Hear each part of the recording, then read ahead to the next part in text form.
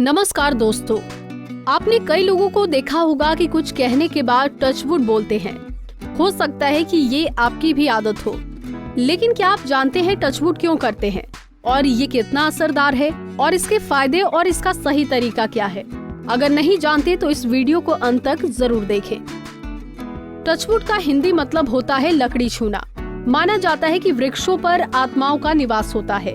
आत्माओं की नजर आपकी खुशियों और दुआओं को नहीं लगे, इसीलिए टचवुड बोलकर लकड़ी छूते हैं। माना जाता है कि इससे आत्माएं आपकी खुशियों में बाधक नहीं बनती। बता दें कि टचवुड बोलने के साथ ही लकड़ी का स्पर्श करना शुभ माना जाता है। अगर टचवुड बोल दिया और लकड़ी का स्पर्श नहीं किया तो इसे अशुभ माना जाता है।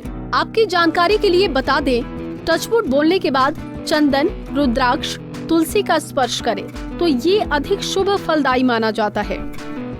इसका कारण ये है कि इन्हें पवित्र और पूजनीय माना जाता है। साथ ही ये नजर दोष और बुरी शक्तियों से भी रक्षा करने में सक्षम होता है। दरअसल अच्छी बात बोलते समय जिसे हम कहते हैं नजर न लगे, उसकी जगह पर टचवुड कहते हैं, अर्थात बुरी आत्माओं की वाणी से निकले शब्दों पर नजर न लगे।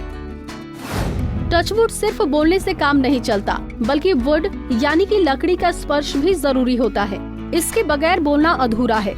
इससे सबसे बड़ी एक बात ये साबित होती है कि पेड़ पौधे जिसमें भी लकड़ी है वो हमारी खुशियों की साथी हैं, उसे बुरी नजर से बचाती हैं। बताते चले, टचवुड बोलते समय किस लकड़ी को छूना चाहिए ये भी मायने रखता है। वैसे तो लोग मेज, कुर्सी या लकड़ी की किसी भी वस्तु को छू लेते हैं, लेकिन टचवुड बोलने के बाद यदि चंदन, तुलसी और रुद्राक्ष का स्पर्श किया जाए तो ये अधिक शुभ फलदायी हो जाता है। इसका कारण ये है कि इन्हें हिंदू धर्म में पवित्र और पूजनीय माना जाता है। जैसा हम अक्सर बात करते करते कहते हैं टचवुड, ये कहते हैं कि हम किसी लकड़ी से बनी हुई चीज को छू लेते हैं। इसका मकसद होता है बुरी नजर से बचना। मतलब जब हम चाहते हैं कि हमारी किसी कही हुई बात को बुरी नजर ना लगे तो हम लकड़ी को चूमते हैं। क्या आपने कभी सोचा है कि हम ऐसा क्यों करते हैं? इस अंधविश्वास की शुरुआत हिंदुस्तान में नहीं हुई थी। इसके पीछे 4 अलग अलग थ्योरी हैं। पहली थ्योरी ये है, कुछ लोगों का मानना है कि इसकी शुरुआत तब हुई थी जब लोग पेड़ों की पूजा करते थे। उनका मानना था कि कुछ पेड़ों में भगवान और अच्छी आत्माएं बसती हैं, सो वो अक्सर बुरी शक्तियों को भगाने के लिए पेड़ों को छूते थे। उनको लगता था कि ऐसा करने से वो बुरी नजरों से बच जाएंगे।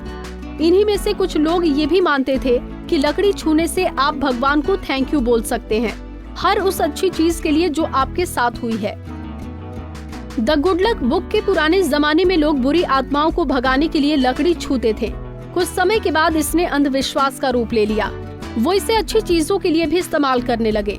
जब भी कुछ अच्छा होता था वो लकड़ी छूने लगे, ये सोचकर कि उनमें अच्छी ताकतें रहती हैं। दूसरी थ्योरी के अनुसार लकड़ी को छूकर बुरी नजर से बचना शुरू कर दिया। वहीं कुछ लोगों का मानना है कि लकड़ी छूने का सारा सिलसिला जर्मन्स की वजह से शुरू हुआ था। एक जर्मन लोक कथा के मुताबिक जर्मनी में लोग अपने दोस्तों के साथ शराब पीते टाइम लकड़ी को छूते हैं। वो मानते हैं कि इससे गुड लक आता है। यहाँ टेबल ओक नाम की लकड़ी से बनती थी। इस लकड़ी को पवित्र मानते थे। माना जाता था कि शैतान उस लकड़ी को छू नहीं सकता। लोगों को लकड़ी को छूकर साबित करना पड़ता था कि वो शैतान नहीं है। तो दोस्तों, ये थी टचवुड को लेकर अलग अलग मान्यताएं। अगर आप भी इस बात पर यकीन करते हैं तो हमें कमेंट करके जरूर बताएं। कुंडली टीवी डेस्क से प्रिया शर्मा की रिपोर्ट।